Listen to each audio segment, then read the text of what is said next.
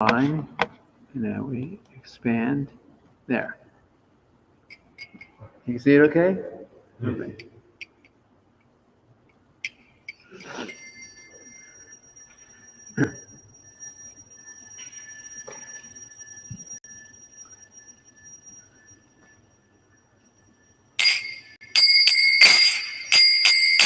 Jaya Radha Madhava Kunja Bihari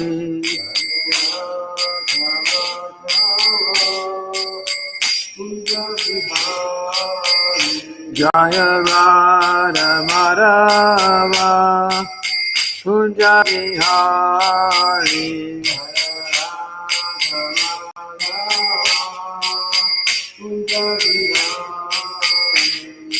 Gopi Jana Vallabha Girivaranhari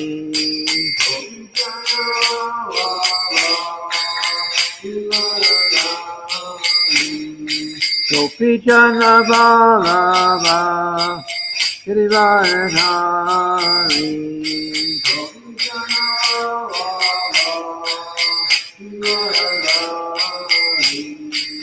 Yashoda Nandana Pratijana Ranjana Yashoda Nandana Pratijana Ranjana Jamuna Tira Vanachari Jamuna Tira Vanachari Jaya Radha Madhava Kunja Bihari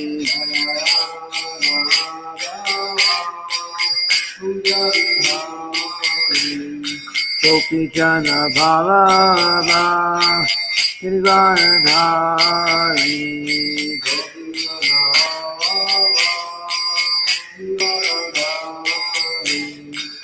Yashoda Nandana Pratijana Ranjana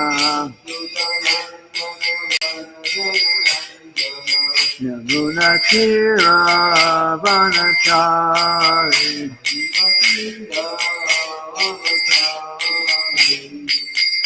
Hare Krishna, Hare Krishna, Krishna Krishna Hare Hare, Hare Rama, Hare Rama, Rama Rama Hare Hare.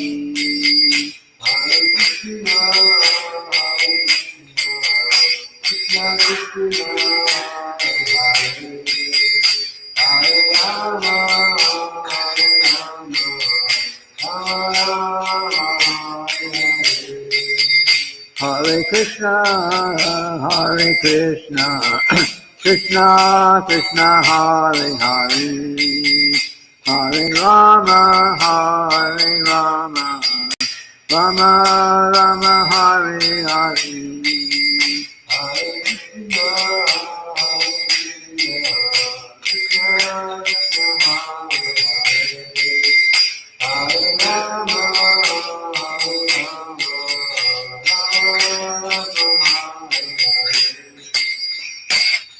Srila Prabhupada ki jai.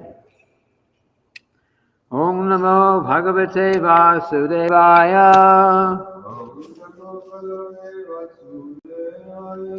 Om Namo Bhagavate Vasudevaya. Om Namo Bhagavate Vasudevaya.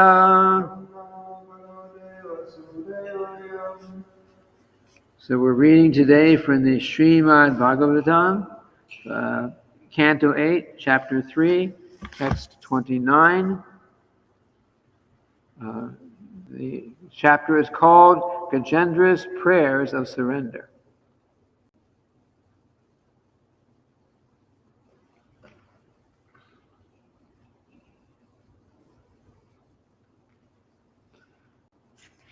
And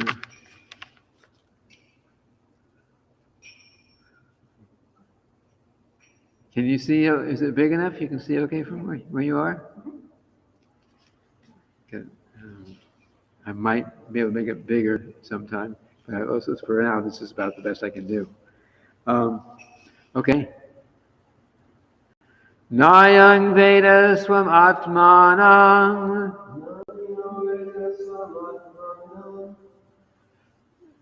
Yach Chakyahang Hatam Tundaratyaya Mahatmyam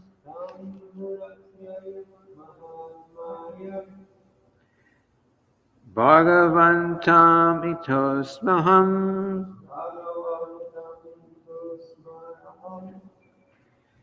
Nayang Veda Swam Atmanam Yach Chakyahang Diyahatam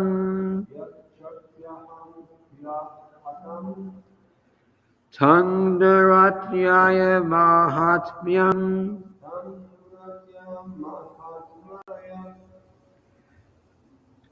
Bhagavantam Itosmyaham Nayang Veda Swam Atmanam Yach Chakyahang Diyahatam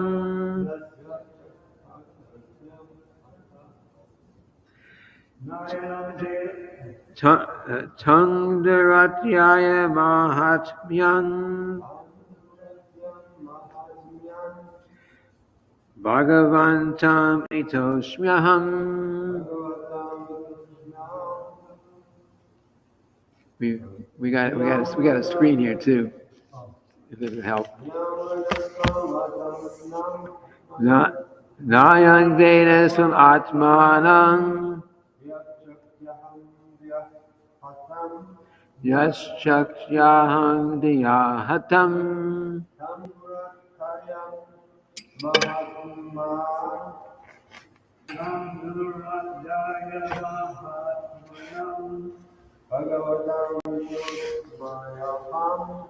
Bhagavantam Itosmyaham.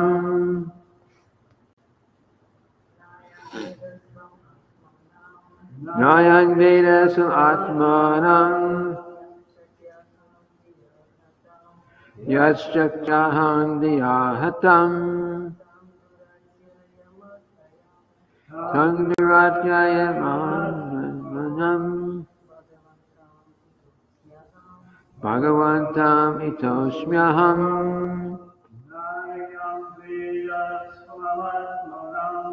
Nayang Veda Swam Atmanam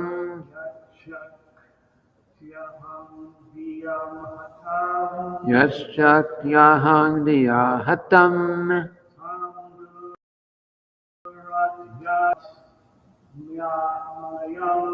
Tundaratyaya Mahatmyam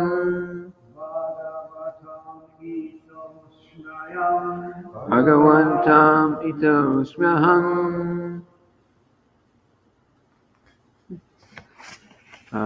Word for word synonyms. Na, not. I am, people in general. Veda, no. Swam, own. Atmanam, identity. Yat Shaktya, by whose influence? Aham, I am independent. Diya, by this intelligence. Hatam, defeated or covered. Tam, unto him. Daratyaya, difficult to understand. Mahatmyam, whose glories. Bhagavantam, of the Supreme Personality of Godhead. Itaha, taking shelter.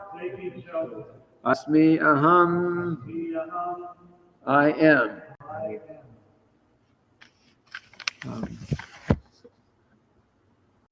Maybe we could hook up the other microphone also.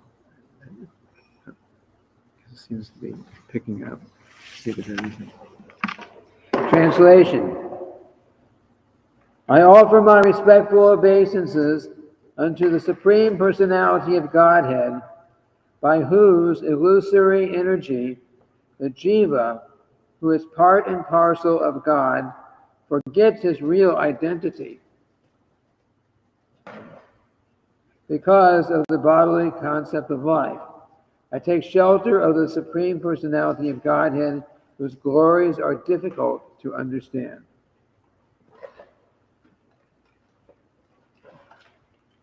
Repeat after me. I offer my respectful obeisances unto the Supreme Personality of Godhead, by whose illusory energy the jiva, who is part and parcel of God, forgets his real identity because of the bodily concept of life. I take shelter of the Supreme Personality of Godhead, whose glories are difficult to understand.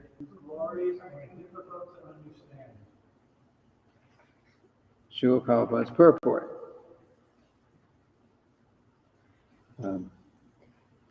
As stated,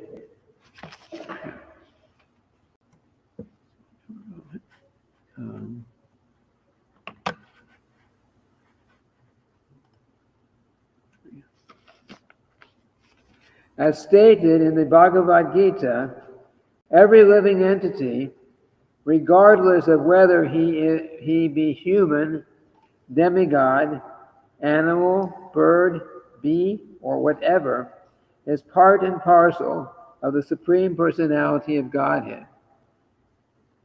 The Lord and the living entity are intimately related, like father and son. Unfortunately, because of material contact, the living entity forgets this and wants to enjoy the material world independently according to his own plan. This illusion, Maya, is very difficult to surmount. Maya covers the living entity because of his willingness to forget the Supreme Personality of Godhead and make his own plan to enjoy this material world.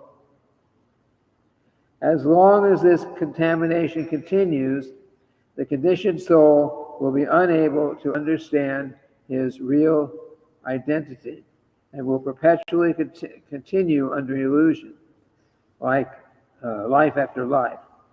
Ato griha kshetra sutapta vidhayar janasha maho yang ahang mameti. That's from Srimad-bhagavatam verse 5th canto, 5th chapter, 8th verse. As long as the living entity is not enlightened so that he may understand his real position, he will be attracted to materialistic life, to house, country, or field, to society, sons, family, community, bank balance, and so on. Covered by all this, he will continue to think, I am this body, and everything related to this body is mine. End quote. The materialistic conception of life is extremely difficult to surmount, but one who surrenders to the Supreme Personality of Godhead, as did Gajendra, the king of the elephants, comes to enlightenment on the Brahman platform. Brahma Bhuta Prasanatma Nasotati Nakankshati Sarveshu Bhuteshu Mad Bhaktim Labhate Param.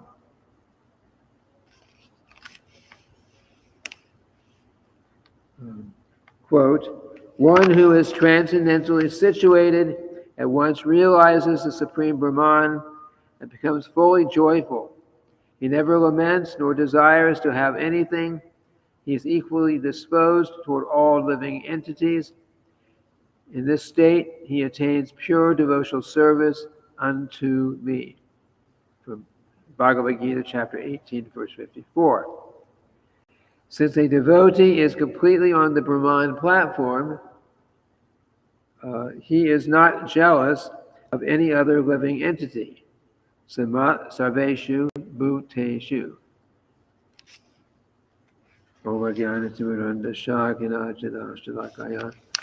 Chakshurun militam nena tasmai Shri Gurave Namaha.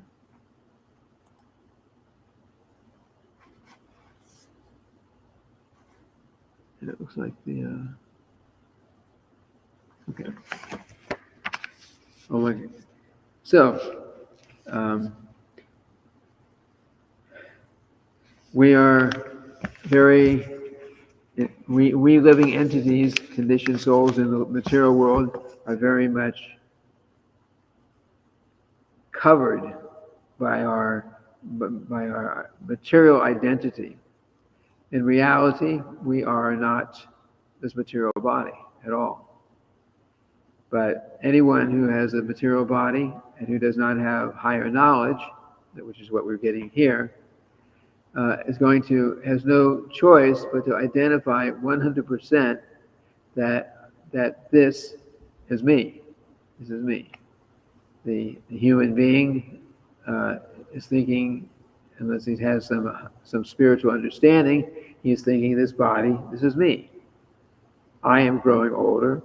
I am a man, or I'm a woman, or I'm an American, or I'm a Russian, or I'm a Mexican, or I'm this thing, or I'm that thing. And there's so much problem that comes in the world because of this bodily concept of life, because we are identifying as the body. So the point of Krishna consciousness is, and actually the beginning of Krishna consciousness, it's not even the conclusion of Krishna consciousness, but the beginning of it, the first principle is we are not the material body. And not the material body, understanding that we're not the material body and that we're a spirit soul within, it makes a whole big difference. Anytime if you look on the news, which we try to avoid, but if you look on the news anywhere, then everywhere in the world there's war, there's conflicts, there's so much going on. And if you analyze it, if you analyze each one, it's all because of this person is thinking, I am a member of this country, and therefore the people in this country are my enemies.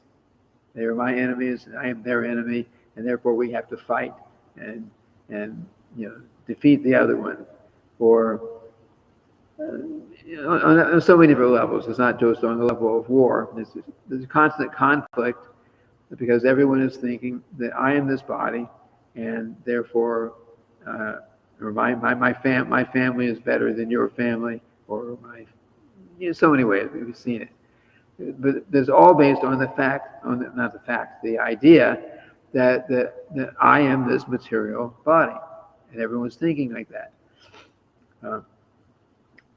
And therefore, everything related to this body is mine, and anything which I think is not related to this body, I have no responsibility for. I have nothing. Just like in the world, there are a lot of vegetarians, but there's a lot more people who are not vegetarian. Because they're thinking that this, I am this body, and I have a soul, and the animals, they are their body, and they actually have no soul. I don't know how how someone concludes that, but that idea is out there that people have the souls, and animals, and let's speak of plants, have no soul. When you're if you analyze the animals, they have to have a soul. If you hit an animal or cut an animal, they'll scream or screech or whatever, depending on what the animal is. They'll make some sound. They're experiencing pain. If you're nice to them, then they can be very nice with you. If you so it's not so there's symptoms of soul. Other symptoms of soul means the soul is the consciousness, or just should say consciousness is the proof of the existence of the soul. Consciousness. If there's consciousness, then there's got to be a soul. And anything that has a soul, or any body, any living entity that has a soul, it goes through certain transitions. You go through the transition of, or just like we just say you come into being, which means the body comes into being, and it grows, and it produces some byproducts. So for people that means children. For animals it means their own kind. It's gradually, that body gradually dwindles, like old age, disease, and eventually it's gone. The body's gone, or disintegrates, or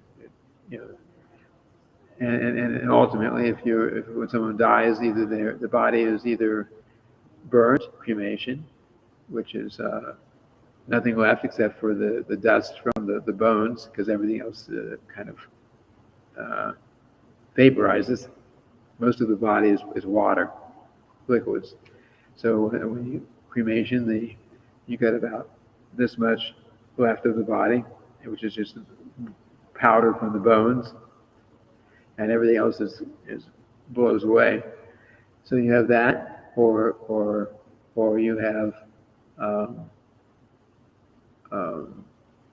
if the body is, in some places the body is just, some cultures they just throw the body out in the field somewhere, and then the vultures come and eat like that. So then it becomes the stool of the animal, the bird, or some other animal that may get it, and one way or another the bodies are destroyed. So that's the end of the body. But the soul, as long as the soul is there, the proof of it is the consciousness. And just as we human beings have consciousness, obviously we're talking and we're hearing and we're feeling, so the animals have consciousness. And not only the animals have consciousness, but the plants have consciousness. There have been experiments done. You can't really ask a plant, what are you feeling exactly, but you can. There have been experiments done where there's some measuring device, and if you put the plant in a nice place, nice music, then it shows certain kind of response. If you put the plant in you burn a leaf from that plant, then or you say, the experiment was you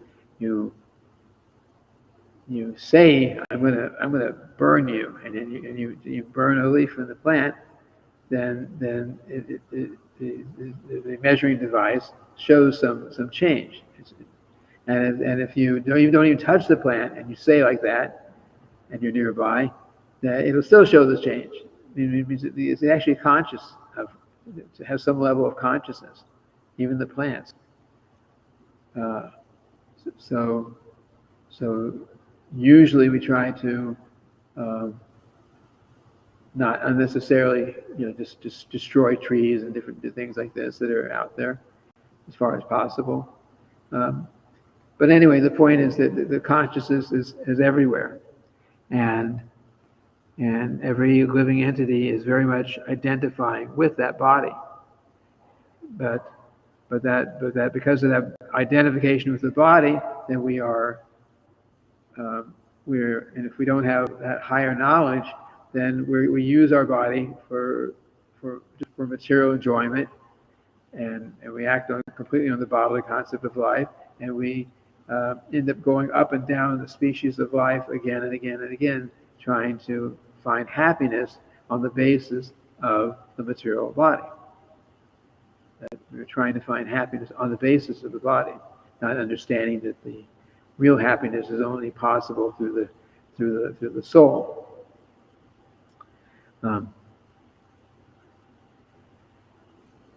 And the material universe is here.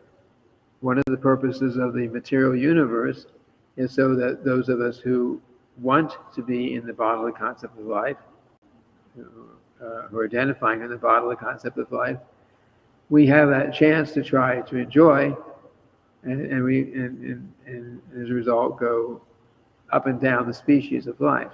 The human beings who try to enjoy in a sinful way will ultimately have to go back down to the lower species, and then the soul gradually, very gradually, starts making its way back up without its special endeavor. There's an order that the soul will go up in, from this kind of animal to that kind of animal to this kind of plant. There's a certain order. Until that soul again, after millions of years, maybe after millions of lifetimes, that soul gets a human form of life again. And the human form of life is so rare, for the soul and the human form of life to come into contact with a bona fide spiritual master who can give them real knowledge to find a solution to the real problems of life, which are birth, death, disease, old age, which are all related to the bodily concept of life. To get that opportunity is also very, very rare.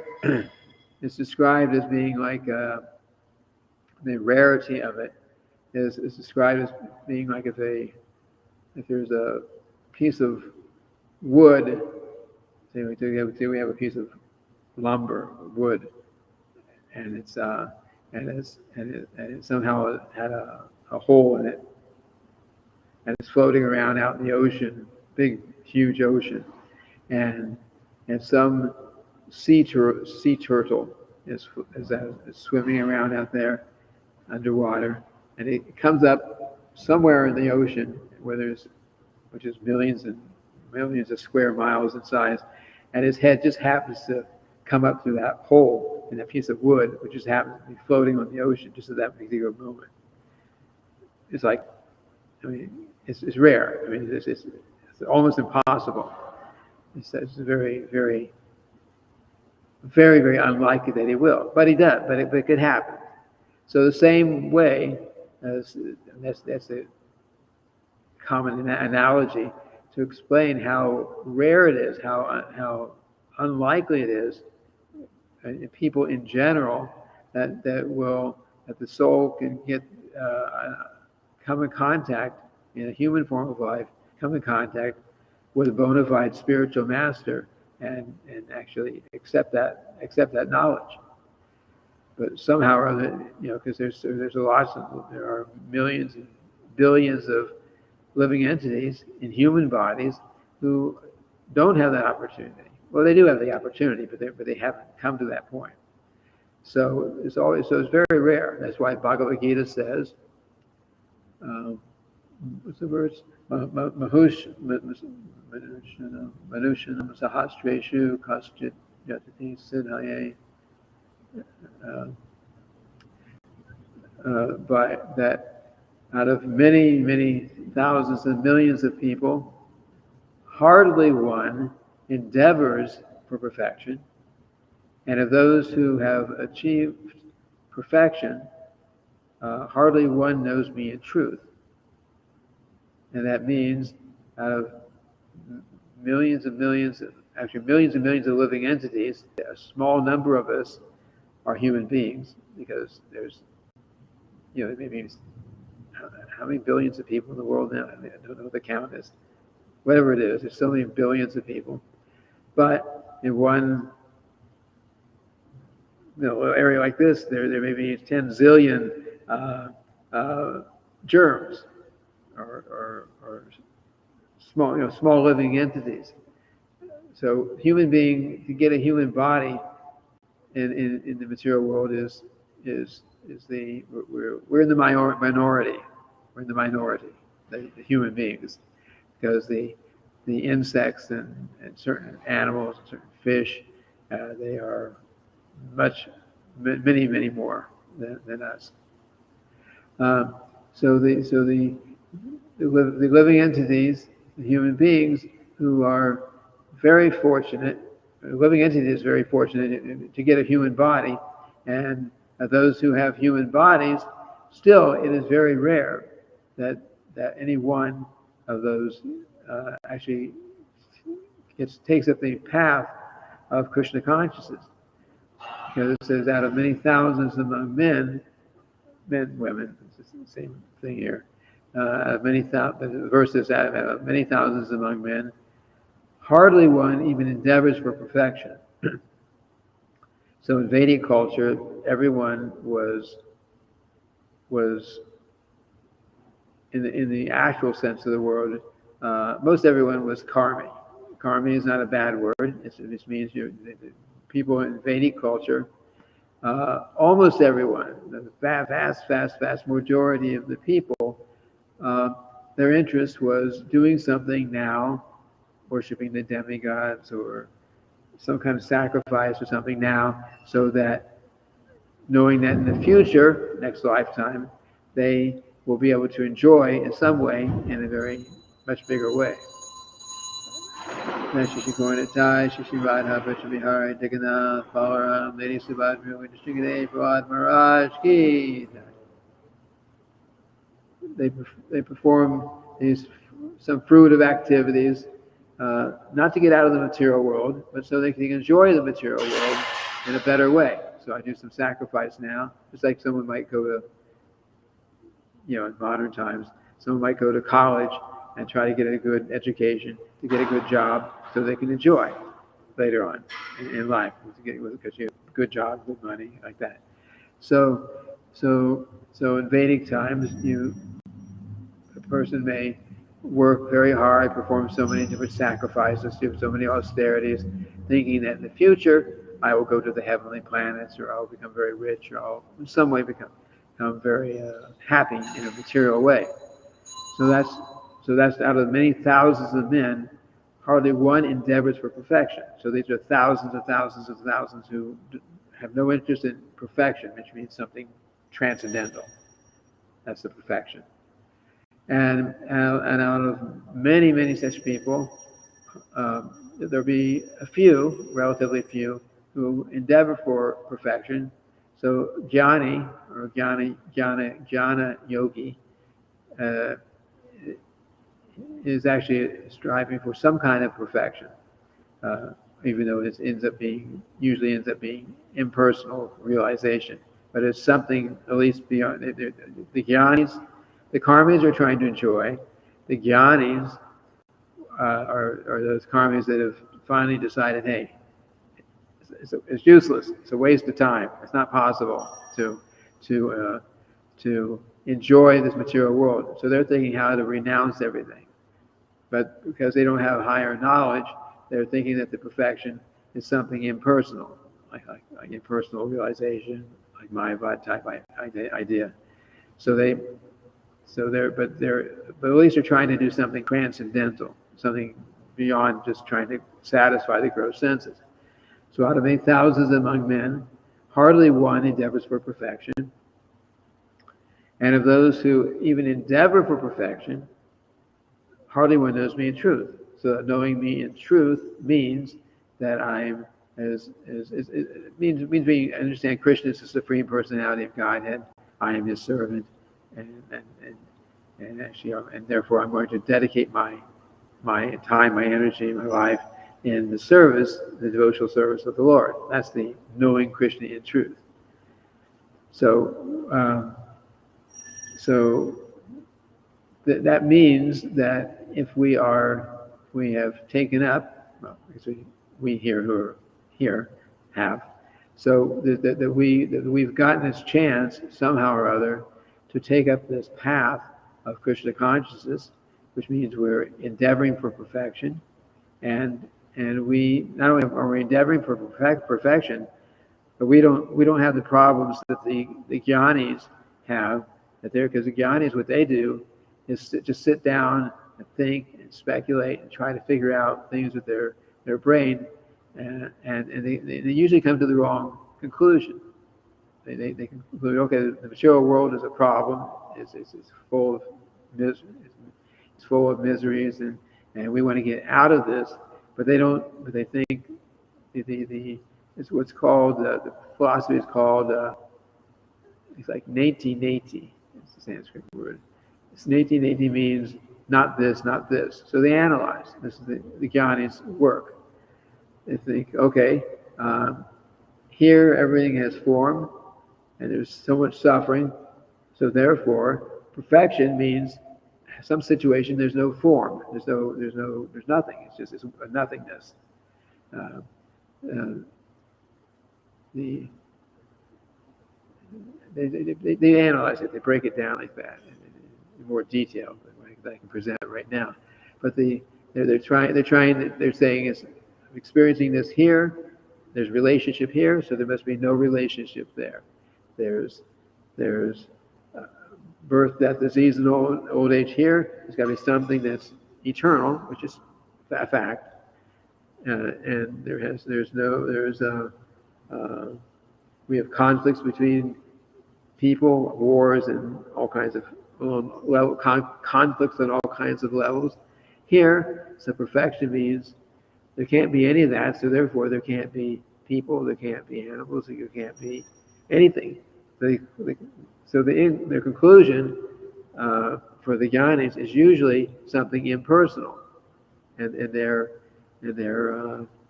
result, if they've perfected it, is their perfection is they merge into the effulgence of Krishna, which is transcendental to gross things, but it's certainly not the perfection, the real perfection, or the highest perfection, knowing Krishna in truth. So we are actually very fortunate, those who have taken up Krishna consciousness, because we're already understanding, at least in principle, in philosophically, we're understanding that you can't really enjoy this material world. Everything's temporary. It's full of problems, full of miseries. Anything which is temporary it has its miseries that go with it, partly because it's temporary. You can't enjoy anything. If you enjoy something, you know you're going to lose it. It's going to be taken away from you. This is material life. So we have some understanding of that, not full realization, otherwise we'd be with Krishna in the spiritual world. But we have, philosophically, we can understand these things, and philosophically, that's why we keep talking about these things day by day, so so it sticks with us, and we've already been told we don't have to try to figure out what the perfection is. We've already been told what the perfection is. We've heard from Srila Prabhupada, we've heard the previous Acharya, Srila Bhaktisiddhanta, Srila Bhaktivinoda Thakur, way back Ramanujacharya, Madhvacharya, and Vishwanath Chakravarti Thakur. These are all great personalities, acharyas who handed this knowledge down. Rupa Goswami, Sanatana Goswami. They've all given us this highest knowledge. They've told us what the perfection is. Even And even we have knowledge, even we have books, even Srila Prabhupada gave us books that not only tells us what the perfection is, but it gives us so much detail for one who has achieved that perfection. Like let's say, like the Nectar of Devotion. We're reading Nectar of Devotion every morning, a little bit. The very, very, very first part of Nectar of Devotion is about, bhakti yoga, sadhana, vaidhi bhakti, practicing the rules and regulations like we're doing, and then later on it gets into raganuga bhakti, where we're doing things, same things but more spontaneously, because we actually have gotten a real taste for it. And it goes up in chapter 19 of Nectar of Devotion. It comes the perfection, which is the highest goal, is pure love of Krishna. That's the goal. But Nectar of Devotion has 51 chapters. Right? The perfection has already been told in chapter 19. So if you look through Nectar of Devotion, you find out, for basically one who's on the level of pure devotional service, there's so much you can read about Krishna's, his qualities, his pastimes, his intimate relationships with his devotees, the coward boyfriends, with the gopis, with the father and mother, like that. You read about the different kinds of rasas and the what's it called? There's a real rasa, which is good, and then there's the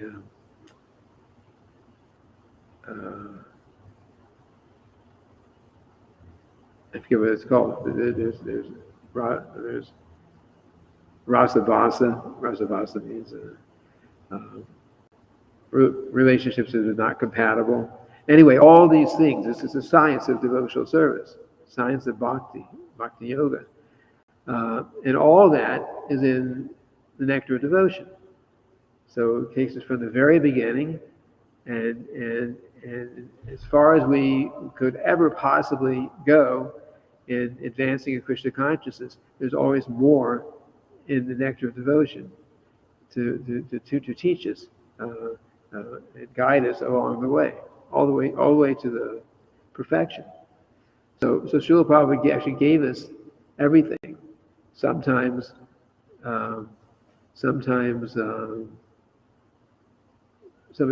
suggests, people sometimes in other groups, sometimes they suggest, well, maybe your Srila Prabhupada didn't give you everything. Maybe he was unable or unwilling to give some amount of knowledge. But no, it's not a fact. Srila Prabhupada gave us everything. He gave us the perfection from the beginning to the end. He gave us all knowledge from the beginning to the end. And it means to become fully Krishna conscious. He gave us everything. It's all in his books. It's all in his books and his lectures and his everything else. He's given us. He's gave it to us. So we don't need to we don't need to be afraid that if I stay with ISKCON and just study these books, then I'm going to be missing out on something. Because Srila Prabhupada actually gave everything to us. What he did, but he concentrated for us more on make sure, as he said every initiation, make sure you chant those rounds, 16 rounds. Make sure you follow the 4 regular principles. Make sure you stay in the association of devotees. These are basic points. He emphasized that because he knew that our tendency in the West and pretty much just everywhere now, the tendency is to deviate, to not stay and chant and follow the principles and so on. Our tendency is like that. So he gave a lot of emphasis for that. But for one who does follow strictly, then the other knowledge is there, and he gave us the means to purify ourselves and perfect our lives, so that we would, in the end, get love of Krishna. He didn't encourage that we. I mean, for example, he in the early days of the movement in one temple, there, and I think this still goes on here and there, but they had in one temple they had a few devotees who felt they were really advanced. We were more advanced than everyone else here. So they had their Gopi Baba Club, and it was all just for, I don't know what they were doing because I wasn't there. I heard about it later. But basically, talking and trying to, whatever they're speculating, trying to understand these very high conjugal rasas between the gopis and Krishna and whatever like that. They were talking about these kind of things. But they had no qualifications to talk about these kind of things. It was beyond. This is early in the movement. Certainly, no one at that time had that kind of knowledge and that kind of understanding to be able to talk in a meaningful way about these things. It was basically the same problem as when Srila Prabhupada talks about the professional Srimad-bhagavatam reciters. Professional reciters. We are speaking Srimad-bhagavatam here, but the professional reciters, Srila Prabhupada says, usually will go straight to the 10th canto of Srimad-bhagavatam and straight to the there's 5 chapters that describe the rasa dance, and it becomes intimate, Krishna's relationship with the gopis, and they people like to hear these things, but the problem is they want to hear them because they're thinking, oh, Krishna is just like us. He's engaged in lusty activities with these girls and like this, and we want to hear about that. We can enjoy, and they're thinking, now Krishna's doing this, well, we can do the same thing, like that. But that's wrong. The studying of the Srimad-bhagavatam is not, of course, the 10th canto is important. Srila Prabhupada gave us the Krishna book in the very beginning. Krishna, the Supreme Personality of Godhead, and has rasa dance and everything there.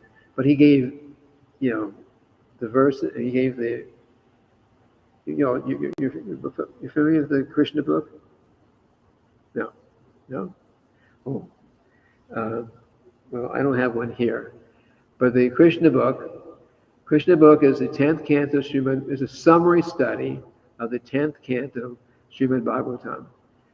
So from Krishna's birth in the material world, his appearance here, till, well, it doesn't show when he left, but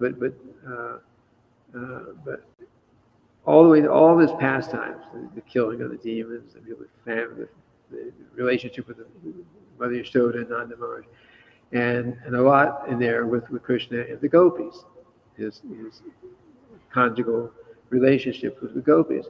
But it's not just the verses. It's written in story form. But it's like Srila Prabhupada's the verses, and Srila Prabhupada's explanation, and it all written in a nice story form. So Srila Prabhupada gave us that from the very beginning. It was important. But for someone who just wants to hear the verses of the Srimad-bhagavatam, especially about those things which are conjugal relationships, that they don't understand that it's not different. They don't understand that Krishna's activities are different than our activities. Krishna's activities with the gopis is love, actual love, and our activities between young boy and young girl like that in this world is basically lust. It's lusty activities. It's based on the bodily concept of life that we're talking about here. So but Srila Prabhupada gave us the Krishna book to give us the essence of it, and at the same time with explanations all the way through. And he gives us all the other philosophy so that to help us to overcome the bodily concept of life, which is it's the beginning of knowledge. You are not your material body. That's the beginning of knowledge. And then gradually coming to the perfection, the highest perfection. Hare Krishna. Coming to the highest perfection of pure love of Krishna. I'm still looking at the time here. Maybe I should stop here. Are there any questions? Question or comment? Speaking to the microphones, hopefully it's working.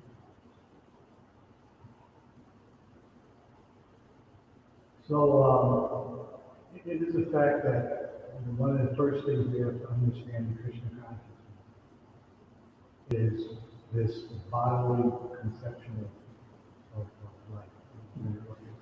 Trickles out I, me, mine, and so forth and so on. So this peaks gravity. But it's also a concept that if I'm in a particular body, a male's body, then I'm going to experience a certain amount of things because I do have this body. Similarly, a woman has a woman's body, she's going to experience different things which are different from men. That's just man and female. But then it comes down to even on the ethnic platform. And no matter what we do in society, we're always reminded.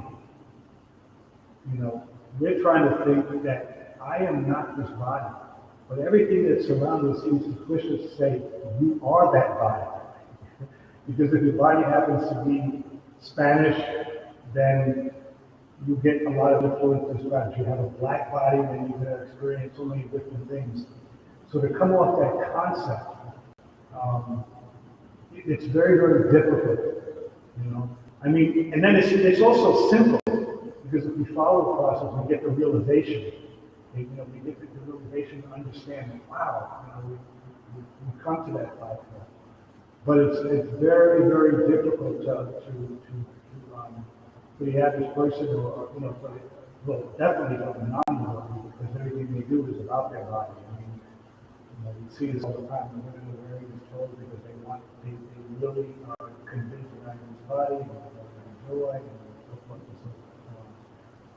But that principle is very hard to understand. So, how do we, from the time we wake up, from the start of the day to the end of the day, stay focused on this understanding, this concept. And again, it's a realization. It's not something that we have to kind of every 5 minutes say, okay, I'm not this body, I'm not this body, I'm not this body. But to really imbibe that, and then to come on to act on the spiritual platform. How do we act in a practical way? Realize that we're not the material body. You got to use the body in Krishna service. You actually have to spiritualize your body. There's another concept. You have to spiritualize the body. The body. There's a spiritual body, which means it's like the spiritual world, and then there's a spiritualized body, which is a body that's been being used in a spiritual way. So we have to use our body in a spiritual way. We chant Hare Krishna. We could chant so many things. We could speak so many things that are not spiritual, but we use the body to chant Hare Krishna, or to talk about Krishna, or to talk about talk about how to plans and how to give Krishna consciousness to the world, or something like that. We can eat. We all have to eat, so we have a choice. We do always have free will, so we eat, or we say honor prasadam, food offered to Krishna. So that way we're using the body in that sense in a spiritual way. And someone who's not into spiritual life could eat anything and everything and think, it's okay. That's Shabbat says, hog mentality. So if we want to help us, and it's still a struggle because until we get completely purified, but to utilize all our whole body in the service of the Lord, then that will give us a lot of help, and at least externally we can be acting in such a way that we're not acting on the material platform. So that's the first thing. Make sure that we're not acting because if we're acting on the material platform, we will identify with the body, right? If we're eating anything and everything, if we're not vegetarian and like that, if we're eating anything and everything, we're going to really identify with the body. In fact, Srila Prabhupada said, if it were stated, it was in Chaitanya Charitamrita somewhere, Srila Prabhupada said, if one eats food,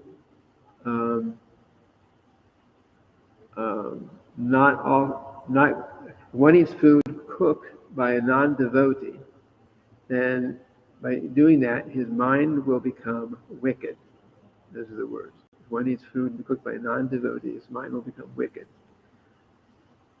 Wicked means materialistic, which means we fall into the bodily concept of life more. So what about if you go out and buy bread or potato chips or cookies or stuff like that, or cheese or yogurt?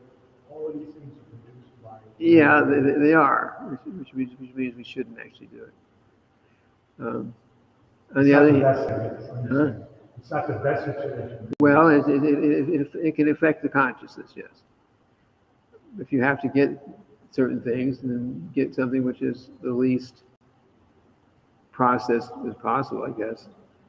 I mean, we have, it's like here, I don't like it, but it's something that's coming to being here.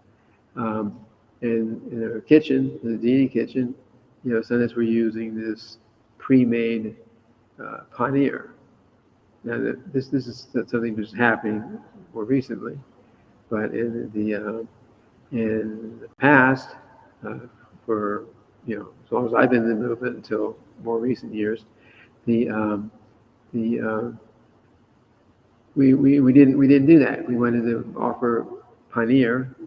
Paneer is like fresh, cheese you made fresh from milk right then. It's not processed. So if you want to offer paneer to Krishna, then you make it there on the spot. You make it yourself. You don't go out and buy something pre-made. That's actually the standard. Things have changed, so there's different ideas now. But it should be. We try to avoid those kind of things. When we had in Miami Temple, we were at another location once, and we actually had some cows. We had 4 or 5 cows. And the cows, of course, produced a lot of milk. One cow could produce a few gallons of milk at a time. So we had lots of milk. So we would make lots of paneer, and we didn't have to buy milk outside. Well, hardly. Once in a while for a festival. But pretty much we didn't have to buy milk. And so everything was we could offer very natural like that. So we try to avoid eating. First of all, obviously, we have to avoid eating non-vegetarian things. But even as vegetarian, try as far as possible to avoid eating things that are made by non-devotees. I asked once, does everyone know who Srimati Maharaji was? Srimati Maharaji. Srimati Maharaji was the lady who gave Srila Prabhupada passage on one of her steamships to come to America the first time, the only time they actually went on the ship, like that. So so Srimati Mukherjee actually came through Miami one time. You know that? No, I didn't know that. She came through Miami. And in fact, for 2 days she stayed at our house. At your house? Yeah, our apartment we lived across the street. Yeah, 2 days she stayed there. And yeah, and my wife stayed with her. I stayed here, so I wasn't in the house. So my wife could tell you a whole lot more about that relationship there. In any case, I got a chance to speak with her a little bit when she was here. So because she was traveling, she was here because she was traveling with her son-in-law and somebody else. There were two men she was traveling with. So they came through here, and we had our Govinda's dining hall open, so she came in there and she ate something. And we were open at the time that they arrived, actually. And we didn't know they were coming either. I got a call that night. I think it was a temple president. And I got a call that night. Someone said, "I'm the son-in-law of Srimati Mukherjee. We'd like to visit your temple. Is that okay?" So I said, "Sure." I had no idea that he didn't say that she was there. But then the two men and this one elderly lady came through, and I'm looking at her, and the man said, "Yeah, this is her." And so we didn't have a proper place for her at the temple. The rooms were filled up, so she went to our house, which is across the street. And the idea was my wife was going to use my bed. She was going to use my wife's bed, but that was our idea. She actually wanted to. She didn't want to sleep on the bed. She preferred to sleep on the couch for some reason. Maybe it was lower or something. But she wanted to sleep. Anyway, like I said, my wife could tell you the details. But when she was there, I did ask her because she mentioned, she said, I never eat in restaurants, means outside restaurants. She said she never eats in the general restaurants. So I said, you're traveling, how do you manage to eat? She says, if I'm at a temple, I'll eat there. I mean, devotee restaurants and like that, it was okay. And if there's nothing else, she says, I travel with a little cooking paraphernalia, and I cook for myself. So she was like that. She would not eat outside. She would not eat things cooked by non-devotees. Could you stress the point also again? I think that's a very, very important point. So why do we not eat in restaurants? You already answered it, but I'd like you to re-emphasize that point. Why do we not eat? I mean, we're not supposed to be, because the consciousness of who is cooking, even if it's conscious, even if it's something that's cooked, you say, oh, this is just made by machine, like a processed packages of potatoes, chips. It's all mostly is machine run, computerized, and all that stuff. But still, there's a person behind it who's got a materialistic mentality, probably most likely anyway, for making it. So that mentality, the mentality of the cook, goes into the food. It goes into the food, and if we are eating that food, then it affects our mentality. So if they got materialistic mentality, it makes our mentality also materialistic. Now we may get away with it. We spend a lot of time chanting, a lot of time doing Krishna conscious things, so maybe we don't feel it as much. But I remember one time, a little bit more because I got it. I remember one time I was giving a class, and someone asked me, I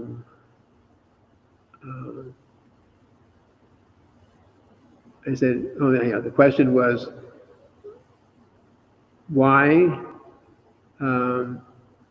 this particular devotee who had been very strict in not eating food cooked by non-devotees. She said, she said one time, for some reason, maybe Sankirtan or something, one time she was hungry and she got some potato chips or something. She just took one, and she felt so horrible. Your consciousness, So, and yet she said there's others who she would see, other devotees, who she would see, who would eat all these kinds of things all the time, and they seem to have not. It doesn't affect them. Says, why is that? I said, because when the consciousness goes down, then it does affect you, but you don't feel the difference. One who's been following strictly, they start eating these things cooked by non-devotees. At first, it's going to, if you've been very strict, if you start eating these things, then the consciousness, you feel the drop. But then the consciousness starts going down, and then the same consciousness is saying, "Oh, this isn't so bad. I can eat these things all the time. It doesn't hurt me any." But actually, it's hurting you. So that's why Srila Prabhupada wanted us to try to avoid eating things cooked by non-devotees. That's why, because it says you make your mind, wicked is the actual word. So who's that Prabhupada friend that's saying that there's one person, I forgot his name, very famous, who's you all with eat. His name, I know the quote. I don't. And it's interesting also because, like you say, you become wicked. It's really hard to consider. Okay, look, I go to a restaurant, I'm eating vegetarian meals, I'm praying for it, I'm offering it, whatever, and you eat this. And some people were sensitive to that. Like this girl ate that one potato chip. I also noticed at one point when I was really following strict and I started traveling on the road and I went out to a vegetarian, and I just felt like, it was sickening. It wasn't even satisfying. It was actually tasty. It was tasty, but it just wasn't the same. And afterwards, I felt sick. Yeah. Eating this stuff. Yes. But I think that to really hit home, because this is done so often now. It's so overlooked as a little thing. But it really does. I like when you put it, wickedness. It affects your mood and the way you react, and it has a trickling effect, which is very subtle. Yes. Which is very subtle in the consciousness. It's not a gross thing. It's not like we feel our muscles getting stronger, or that it's a very subtle thing, and it comes out in our behavior, in our attitude, in our devotion, the way we treat each other. That's right. You don't actually see it coming. So in that way, you say, why does someone they seem to be doing so well, and all of a sudden they just like gave up Krishna consciousness? It's not all of a sudden. These things happen gradually, and you can't perceive it because your consciousness is going down because of what you're doing, and then that same intelligence that you have, which is saying that I should be Krishna conscious, that same intelligence is getting covered and saying, oh, you can be completely in Maya. It's like I always give this example. You can say, okay, I don't have to follow all four regular principles. I'm already Krishna conscious. I can just follow three, and I'm in good shape. But then next thing you know, you're out the door, and 10 years later, somebody says, why did you leave? I don't know. I guess it just wasn't my karma to be a devotee. Which just doesn't make any sense. But someone they say like that. So yeah, we have to be very, very careful as far as possible to avoid these things like that. Srila Prabhupada gave us the best instruction, and if we follow those instructions, then we become Krishna conscious, and otherwise it becomes very difficult. Any other quick questions? Okay. It is actually late. Okay, so we'll end here for today. Tomorrow, or Sunday, tomorrow we read Chaitanya Charitamrita. I think we're starting anew. I'm not sure which volume it is because we finished the other chapter before. So, Srila Prabhupada ki jai.